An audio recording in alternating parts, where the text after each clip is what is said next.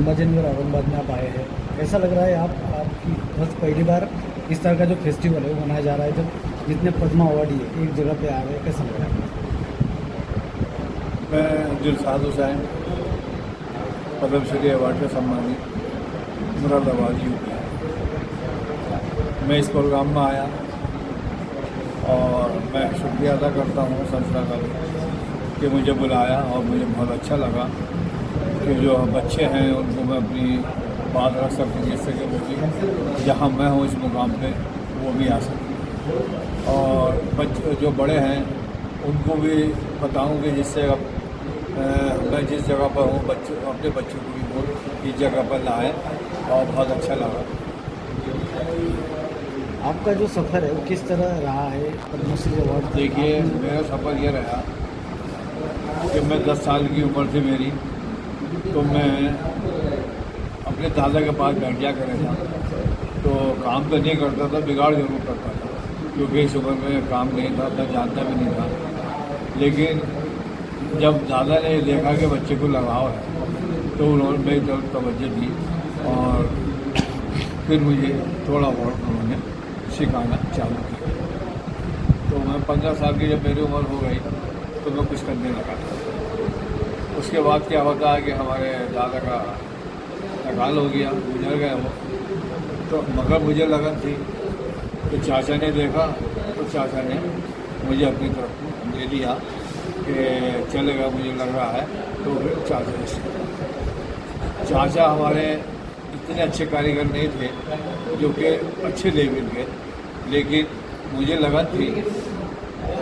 मगर जैसे कि और मोहल्ले के सीनियर लोग थे, अच्छे कारीगर थे, मेरा ये जहन रहा कि कभी मैंने बेइज्जती नहीं समझी कि मैं इनसे सीखूं या इनसे मालूम करूँ। मैं एक ऐसी जगह पर काम करता था जहाँ से इन लोगों का अच्छे कारीगर या अच्छे सीनियर लोग गुजरते थे, तो मैं उनको इज्जत देता था, बिठालता था, और जब वो बैठ जाकर रहता तो कुछ अपनी कला उनको दिखाता था कि देखिए साहब, ये मैंने बनाया, अगर इसमें कोई कमी हो तो मुझे आप बताएं।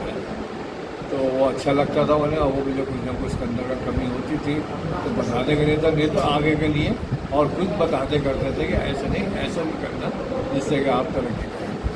तो ऐसे भी मैंने लोगों को सीखा, और जब मैंने मतलब वो उसमें स्टेट अवार्ड में रखा अपना पीस, तो वो मेरा पीस पहली दफ़ा में हो गया, जो कि 2005 में मुझे मिला। फिर मैंने जब थोड़ा अच्छा लगा तो फिर मैंने नेशनल अवार्ड में रखा, तो नेशनल अवार्ड ये हो गया मेरा 3 दफ़े रखने के बाद, तो 2012।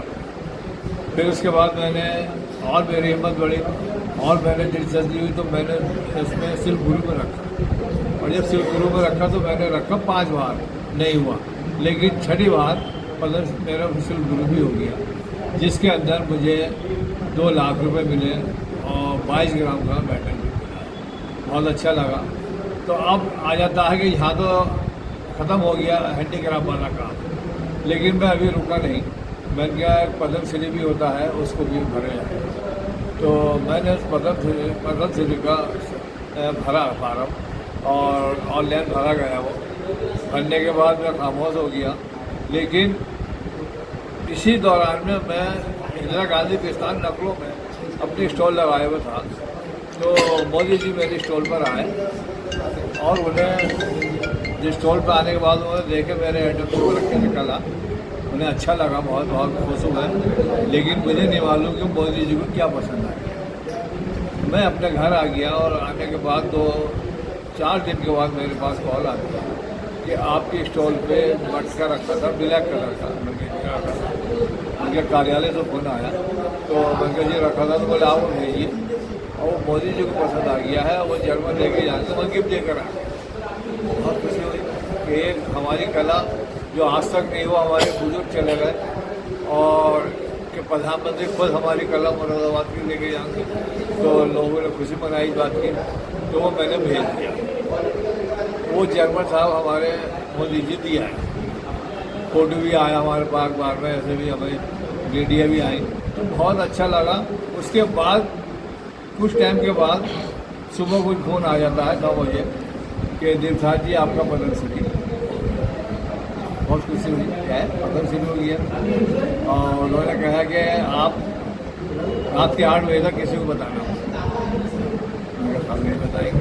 तो हमने ऐसे किया, हमने नहीं बताया और उसको बच्चों से कहा कि भाई कुछ मीठा उठा बोलो, बनाओ, बच्चों को मतलब बांटो। बच्चे कहने भी लगे कि पापा बताएं, मगर बताएंगे नहीं। हमने उनकी बात मानी। तो 8:30 बजे रात को अब मुबारकबाद आने लगी, मुबारक हो, मुबारक हो, मुबारक हो। तो ये हमारा पद्म श्री का वो रहा। और उसमें फिर हमारे पास मुबारकबाद और लोगों में सम्मान के लिए बुलाने लगे। बहुत अच्छा लगा। आपके सामने यहाँ भी इन लोगों ने भी सम्मान करा हमारा। मैं बहुत उनका शुक्रिया अदा करता हूँ और मोदी जी का भी बहुत शुक्रिया अदा करता हूँ, इसलिए कि आज तक मुरादाबाद के अंदर किसी दस्तकार को पद्म श्री नहीं मिला। मैं इतना उम्र हो गई मेरी, मैंने अपने बुजुर्गों को देखा, किसी को नहीं मिला। ये पहला इत्तेफाक है जो कि मुझे पद्म श्री मिला, तो ये बहुत बड़ी बात है। और एक चीज़ और कहना चाहूँगा, सुनने में आता है कि सरकार जो है वो भेदभाव करती है, ऐसा नहीं है। क्योंकि अगर भेदभाव करती तो मैं मुस्लिम हूँ, तो ऐसा नहीं होता, ऐसा नहीं होता। और मैं पद्म श्री हूँ, ये मेरे लिए बहुत बड़ी बात है। और सरकार के अंदर कोई भेदभाव नहीं है, क्योंकि जिनका मैं मोदी जी से मिला था पद्म श्री मिलने के बाद, तो मैंने उनको शुक्रिया अदा करना चाहा कि शुक्रिया अदा, तो बोला आप मुरादाबाद से दिल साहब, तो ये बहुत बड़ी बात है। दस्तकार को मोदी जी पहचान रहे। तो इस सरकार ने दस्तकारों के लिए बहुत कुछ किया है और जहाँ जहाँ दस्तकार था वहाँ से लाए ढूंढ के मोदी जी और उसे पद्म श्री दिया गया। मैं फिर सरकार का शुक्रिया अदा करता हूँ और ख़ासतौर से मोदी जी का।